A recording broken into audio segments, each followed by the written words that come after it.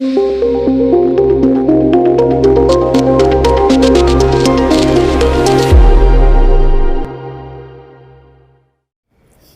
जय महाराष्ट्र. आज जी घटना तुम्हाला समजली असेल की मशाल आणि दोन्ही राष्ट्रवादी युती झाली. मला आहे ना, खरं आज सकाळपासून प्रचंड गडबड होती. मला ते कळाले, पण ते काय झालंय, कसं झालंय, ती बाईट मला एका कार्यकर्त्याने दाखवली, पण मला ती ऐकता नाही आली. तुम्हाला काय विश्वासात घेतलं नाही या सगळ्या निर्णयाप्रती? जवळजवळ तसंच आहे. काल रात्री नाही, काल दिवसात आम्ही बसलेलो होतो. पहिली गोष्ट म्हणजे काल जे झालं त्याच्यानंतर जो फीडबॅक यायला पाहिजे होता तो काय आला नाही. फोनवरती बोलून झालं, पण ते काही गोष्टी समाधानकारक नाहीत. त्याच्यामुळं कार्यकर्त्यांमध्ये थोडासा निरुत्साह आहे. तुमची मागणी काय होती, त्यांचं काय प्रतिक्रिया होती? साधं सोपं गणित आहे की तालुक्यामध्ये शिवसेनेला कमीत कमी 3 जागा मिळाव्यात. शिवसेनेला 3 जागा मिळाव्यात. खरं तर लोकसभेच्या वेळेला आम्हाला ज्या पद्धतीनं सांगण्यात आलं होतं की पुढची विधानसभा ही आपल्याला मशालीला मिळेल, आणि त्या मशालीच्या वेळेला आपल्याला माहिती आहे विधानसभेच्या वेळेला देखील असंच झालं. आणि मग तुम्हाला पटणार नाही, माझ्याकडे काही कागद लिहिलेले आहेत. राष्ट्रवादीचे नेते माझ्या नारायणगावच्या ऑफिसला आले, तिथं काही कमिटमेंट झाल्या, पुढच्या वेळेला तुम्हाला मानाचं पान दिलं जाईल असंही सांगितलं गेलं. पण आम्हाला कोणत्याही पद्धतीचं तसं काय पूर्तता करण्यात आलेली नाही. आमची मागणी हीच होती की शिवसेनेला कमीत कमी मशालीला तालुक्यामध्ये 4 जागा मिळाल्या, पण 4च्या ऐवजी 3वरतीच कार्यकर्त्यांचं समाधान होतं, पण तसं काही झालेलं नाही. 3 जागा कोणत्या मागणी केली? बघा, 2 गोष्टी होत्या. मंगेशांना काकडे एका मतावून पडले होते. बोरी खोडद जिल्हा परिषद गट एक आणि गुलाबशेठ पारखे यांचा सावरगाव धालेवाडी. तसा तर आमचा नारंगावरती देखील दावा होता, पण तडजोडीमध्ये एखादी जागा कमी होऊ शकली असते. बरं, मग आता जे पारखे आहे ते तुमच्यावर अप्रत्यक्ष आरोप करतायत, आम्हाला विश्वासात घेतलं नाही, इकडे जाण्यापेक्षा इकडे या, किंवा तुमच्यावर विश्वास ठेवतात. काय सांगाल? आता पारखे साहेब खूप मोठे आहेत आणि पारखे साहेबांच्या बाबतीमध्ये मी बोलणं चिरंजीव ठीक आहे. आता त्याचं काम करेल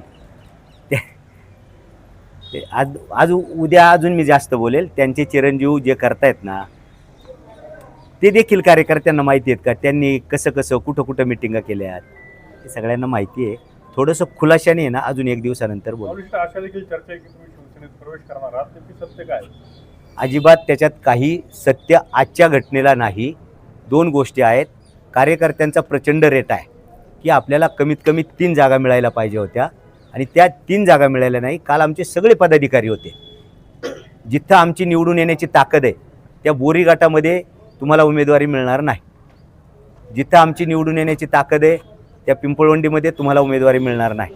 मग कार्यकर्त्यांनी कुठं लढायचं जिथं तुमची ताकद आहे? खासदार डॉक्टर अमोल कोल्हे साहेब बोलले. तुमचे बाकी पदाधिकारी त्यांच्या मांडीला लावून का बसतात? कोणते पदाधिकारी? आता ते कसं आहे, आदरणीय दिलीपदादा बामणे हे पक्षाचे संपर्क प्रमुख आहेत. त्यांचं काम काय, इकडे काय घडतं हे तिकडं सांगायचं. शेवटी ते पक्षाचे दूत आहेत ना, मातोश्रीचे दूत आहेत. त्यांचं काम ते करणार ना साहेब. दिलीप बामणेंनी आता प्रतिक्रिया दिली का तुम्हाला पुरी फोटो द्यायला आम्ही सगळे तयार आहोत. अच्छा मशालीला. अच्छा, काय प्रतिक्रिया? कुणी सांगितलं तुम्हाला? आता फाईट घेतली, त्यांनी जाहीर करावं ना. जाहीर फाईट मध्ये सांगितलं. हे बघा, काही गोष्टींमध्ये माझ्याकडं फोन कॉल रेकॉर्ड होत नाही. कालपासून कमीत कमी 8-10 वेळा दिलीपदादा बामणे आमचे संपर्क प्रमुख, त्याचप्रमाणे सुरेश भाऊ भोर आमचे जिल्हा प्रमुख, सन्माननीय नेत्यांबरोबर मी डायलॉगमध्ये आहे. कोणत्याही परिस्थितीमध्ये तिथं ते होणार नाही अशा प्रकारचे स्पष्ट माझ्याजवळ त्यांनी सांगितलेलं आहे. आता तुम्हाला तशी साथ हे राष्ट्रवादीकडून मिळत नाही किंवा धनुष्यबाणाकडून मिळत नाही, आता पुढची भूमिका काय? आज संध्याकाळी झाली येस, त्यांची युती झाली. आज संध्याकाळी काय झालं, घटना इतक्या फास्ट घडत आहेत, कार्यकर्त्यांशी डायलॉग करायला वेळच मिळाला नाही. आज संध्याकाळी आम्ही सगळ्या कार्यकर्त्यांशी बोलून आम्ही निर्णय घेणार आहोत.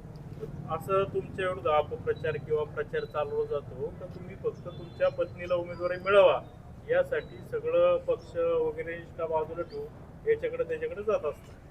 ह्याच्याकडे त्याच्याकडे म्हणजे कोण? कधी राष्ट्रवादीकडं, कधी ऐका ना, तुमच्या माहितीसाठी सांगतो, राष्ट्रवादीशी बोलायला मी कधीही गेलो नाही. एकदा फक्त अतुल बेनकेंशी बोललो, ते जिल्हा प्रमुखांनी सांगितलं म्हणून, पक्षाच्या आदेशानुसार. आणि शरददादा सोनवणेंकडे ज्या वेळेला आम्ही गेलो त्यावेळेला आमच्या पक्षाचे संपर्क प्रमुख होते, तालुका संपर्क प्रमुख दिलीपदादा बामणे होते, सुरेश भाऊ भोर होते. बघा, राजकारण आहे, तालुक्यामध्ये प्रत्येक पक्षाला कोणाबरोबर तरी जायचं आहे. मग ह्या वाटाघाटी करण्यासाठी तालुक्याचा तालुका प्रमुख नाही जाणार तर मग कोण जाणार साहेब? त्यामुळे तुमच्याच पक्षामध्ये 2 गट पडले. नाही, गट पडायचं काही कारण नाही. बघा, काहींचं जर समाधान झालं नाही, आता काही लोक अशी पण आहेत का जे कधी कधी कुठेच नसतात, पण अशा वेळेला नेमकं भूछत्र उगवल्यासारखी येतात. मला एक सांगा फक्त, मग तुम्ही असं जर म्हणताय, मग आज जी राष्ट्रवादी सोबतची काही युती झाली म्हटली, ती अधिकृत की अनधिकृत? मी कसं अनधिकृत म्हणू शकतो साहेब? असं काय करता तुम्ही? तुम्ही तालुका प्रमुख आहात. पक्षाचे तालुका संपर्क प्रमुख तिथे आहेत. मला आजच्या बैठकीला कोणाचं हे आलेलं नाही. मला एक मिस कॉल पडला होता दिलीपदादांचा, पण मी माझ्या गडबडीत होतो, त्यामुळं मला आज ते जुळलं नाही. रात्री आमची बऱ्यापैकी चर्चा झालेली होती सगळ्या गोष्टीमध्ये. काल त्यांनी क्लेरिफिकेशन देणं गरजेचं होतं. सगळे आमचे बघा, आज माझ्याजवळ 2 उपतालुका प्रमुख. बरं, दुसरी एक गोष्ट आहे, आज तुम्ही सांगितलं दिलीपदादा बामणे होते, अजून कोण सांगितलं? मला ते बघता आलं नाही म्हणून विचारतो. मेत्रे होते, गुलाब पारखे होते, अच्छा, किंवा तुमचे ते शरद चौधरी असतील, किंवा तुमचे सोबत जे असतात काय आपले बाजार समिती संचालक, तुमचे मित्र काय संचालक, संतोषदा चव्हाण, भास्कर शेठ गाडे. हे पण होते. आणि मग आता त्यात तुम्हीच एकटे निवडून पडले, त्यांनी सगळ्या पाठी नाव घेतली, तुमचं नाव घेणं टाळलं. मला सांगा, तिथे हे बघा या ठिकाणी ना त्यांनाही बोलायचं आहे, ऐका. हा, प्रश्न असा आहे, संघटना म्हणजे केवळ माऊली खंडागळे होत नाही.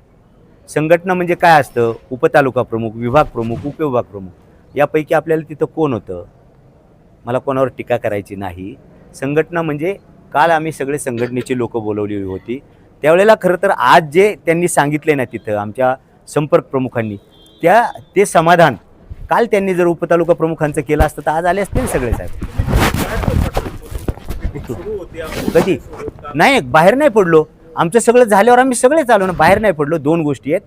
काल एक अंत्यविधी होता माझ्या जवळच्या मित्राचा, दुर्दैवाने मला तिथं त्याची आई गेली, मला जाता पण आलं नाही.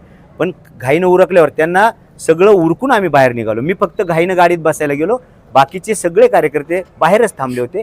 मी मिटिंगमधून बाहेर नाही पडलो. सगळं आमच्या चर्चा झाल्यानंतरच बाहेर आलो. आमची पुढची भूमिका आज संध्याकाळी आम्ही सगळे उपतालुका प्रमुख, विभाग प्रमुख, आम्ही सगळेजण बसणार आहोत. माझ्या बोरी जिल्हा परिषद गटातल्या कार्यकर्त्यांनाही मी बोलावणार आहे, किंवा कार्यकर्त्यांच्या याच्यावरती काय करायचं त्यानंतर मी भूमिका ठरवणार आहे. शरद सोनवणे तुम्हाला आमंत्रण दिलेलं आहे धनुष्यबाणामध्ये प्रवेश करा. अहो, हे आमंत्रण तर सगळेच देतात ना, राष्ट्रवादीवाले देतील. राजकारण आहे साहेब, राजकारणामध्ये कुणी कोणाला काय दिलं त्यांना? अजिबात काही उत्तर दिलेलं नाही. योग्य वेळेला उत्तर देऊ साहेब आपण. आता तुम्ही तालुकाध्यक्ष मीटिंगला नव्हता, तुम्हाला माहित पण नाही. मला एक उत्तर द्या, राष्ट्रवादीने मशालीसाठी किती जागा सोडायची तयारी दाखव? माहीतच नाही, आज तरी माहीत नाही. तुमची जेव्हा मीटिंग होती तेव्हा काल आम्हाला फक्त नारायणगाव आणि सावरगाव धालेवाडी या 2च जागा त्यांनी सांगितल्या होत्या. ते पण काल त्यांनी या 2 जागा सांगितल्या खऱ्या, पण परवा आपल्याच माध्यमातून म्हणजे सोशल मीडियाच्या माध्यमातून नारायणगावचा उमेदवार घड्याळावरचा जाहीर झालेला आपणही पाहिलेला आहे. म्हणजे सोशल मीडियात होतं ऑफिशियली. हा, म्हणजे मग ते कसं आहे बघा, ते जाहीर झालं नाही हे नंतर सांगणं आणि आधी त्या बातम्या मीडियामध्ये येणं, याच्यात काहीतरी कन्फ्युजन्स आहेत. नारायणगावचं आणि तुम्ही सांगताय की सावरगावची तयारी होती, तर त्यांचं तेच आहे की फक्त स्वतःच्या पत्नीला उमेदवारी मिळत नाही, जागा मिळत नाही, म्हणून सगळा आकांड. प्रश्न 2 गोष्टी आहेत साहेब. बघा, बोरी पूर्वीचा बोरी कांदळी जिल्हा परिषद गट, आताचा बोरी खोडत झालाय. या गटातली आकडेवारी मतदानाची तुम्ही काढा. शिवसेना ज्या वेळेला त्या धनुष्यबाणावरती लढत होती त्यावेळची काढा. नंतर 2 शिवसेना झाल्या. आम्ही सगळे शिवसैनिक, वंदनीय शिवसेना प्रमुख बाळासाहेब ठाकरेंना मानणारे, उद्धव साहेबांना मानणारे, आदित्य साहेबांना मानणारे, त्यांनी आदेश केला की लोकसभेला तुम्हाला तुतारीवर जायचंय. आम्ही तुतारीवर गेलो. तुम्ही लोकसभेची तुतारीची आकडेवारी आमच्या जिल्हा परिषद गटातली काढून बघा, तुम्ही विधानसभेची आकडेवारी तिथली काढून बघा. मग मला सांगा, जिथं तुमचं पक्षाचं मताधिक्य आहे, जिथं तुमचे कार्यकर्ते, जिथं तुमची फळी भक्कम आहे, जिथं तुमचा गड मजबूत आहे, तो गट नाही मागायचा. आता माझी सौभाग्यवती तिथं लढते, याच्यात काय विशेष आहे? आम्ही असं म्हणायचं का? हे एक सांगतो तुम्हाला, आम्ही शरददादा बरोबर देखील आम्हाला सावरगाव धालेवाडी पाहिजेच याच मतावर होतो. तुम्ही विचारून बघा. म्हणजे शरद ऐकत नव्हते. ऐका ते ऐकत होते नव्हते तो भाग लाभता, पण तो जो आरोप आहे ना तुम्ही म्हणताय, तर त्यांना विचारा की माऊली खंडागळेंनी सावरगाव धालेवाडी नको असं सांगितलं होतं का? सावरगाव जो मतदारसंघ आहे, आम्ही सगळ्यात पहिला बोलणीमध्ये तडजोडीमध्ये सावरगावच आम्हाला मिळाला पाहिजे पहिला, आणि बोरी मिळाला पाहिजे, याच्यावरती आम्ही ठाम होतो. म्हणजे आता तुम्ही जे म्हणताय ना की तुमच्या मंडळीसाठी, मग माझ्या बायकोसाठी मी मागितलं, त्याच्यात विशेष काय? गेली 40 वर्ष मी तिथं काम करतोय.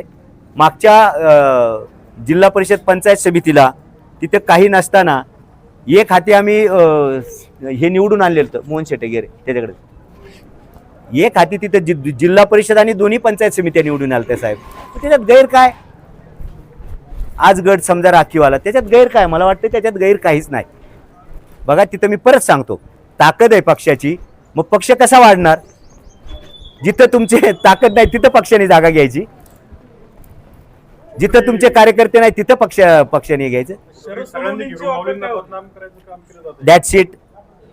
आणि ह्याच्यातमध्ये मला काही फरक वाटत नाही बदनाम वगैरे. बघा राजकारणामध्ये आता मोदी साहेबांवरती खूप लोक शिव्या देतात किंवा आमदार खासदारांवरती, मग तेच मग घेऊन बसायचं का?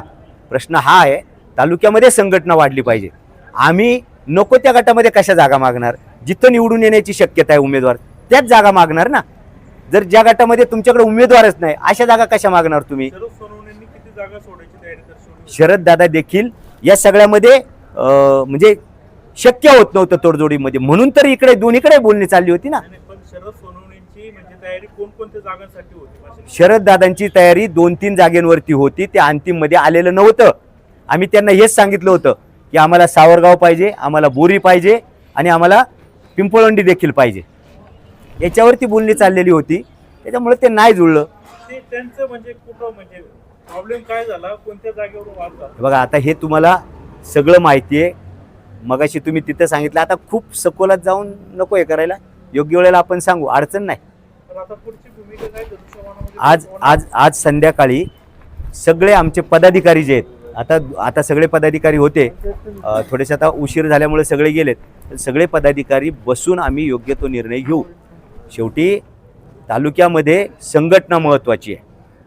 कार्यकर्ते टिकले तर पक्ष टिकणार आहे, याच्यासाठीच आम्ही जीव काढतोय किंवा काढतही होतो. जर तुम्ही धनुष्यबाणामध्ये गेलात, आम्ही प्रश्न विचारला दिलीप बामणेंना, तर ते म्हणाले जर ते एकनाथ शिंदे गटात गेले तर ते गद्दार असतील. मग शानाने तुम्हाला दोघांना बघा आता कोण गद्दार काय गद्दार याच्यावर मी नाही बोलणार. दिलीप दादा मोठे नेते आहेत, ते गद्दारी बिद्दारीवर नको. आता हे बोलतील, मी त्याच्यावर खूप भारी विवेचन करेल, पण आज नको. आपण करू सर, खूप राखून ठेवलंय का बोलणार? नको कसं असं काय कधी करा. बोलणार? संदीपजी तुम्ही आजचा दिवस जाऊ द्या, गद्दार बिद्दार हे सगळं गेलं, याच्यामध्ये सोडून देऊ आपण. उपतालुका प्रमुखांना बोलू द्या जरा.